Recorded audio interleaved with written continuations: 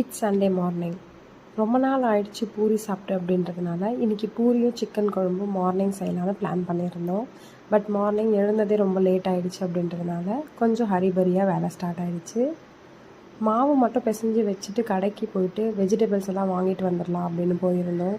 அங்கேயே ரொம்ப டிலே ஆகிட்டு இருந்ததுனால குக்கிங் ஸ்டார்ட் பண்ணவும் ரொம்ப டிலே ஆகிட்டுச்சு. இப்போ கொய்யாக்கா சீசன் அப்படின்றதுனால ரொம்ப ஃப்ரெஷ்ஷாக வந்திருந்தது, அதனால் அதையும் வாங்கிட்டு வந்துட்டேன்.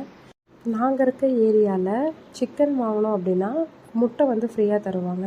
1 கேஜிக்கு வந்து 4 முட்டை ஃப்ரீயாக தருவாங்க. அதே மாதிரி வெஜிடபிள் வாங்க போனாலும் கொத்தமல்லி கருவேப்பிலை காம்ப்ளிமெண்ட்ரி அவங்களே கொடுத்துருவாங்க. வந்ததும் அதெல்லாம் அரேஞ்ச் பண்ணி வச்சுட்டு பாப்பாக்கு மட்டும் சிம்பிளாக ராகி போச்சு பண்ணி கொடுத்துட்டேன். அவங்கள சாப்பிட வச்சதுக்கப்புறமா வந்து குக்கிங் வேலை ஸ்டார்ட் பண்ணிட்டேன்.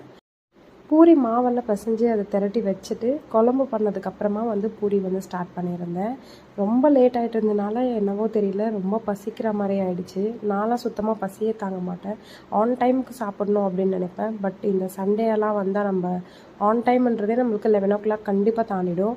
ஸோ அந்த மாதிரி தான் இன்றைக்கும் ஆச்சு. ஸோ இன்றைக்கி பூரி சிக்கன் செஞ்சு சாப்பிட்டு இன்றைக்கி டே மார்னிங்கை முடிச்சாச்சு.